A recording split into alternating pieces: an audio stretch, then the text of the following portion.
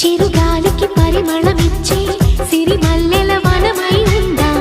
గగనాన్ని నేలను కలిపే హరివిల్లుల వంతెన అవుదాం. ఆనందం అంటే అర్థం మనమందా, ప్రతి పూట పాతై సాగే హుషారు సరిగమలో.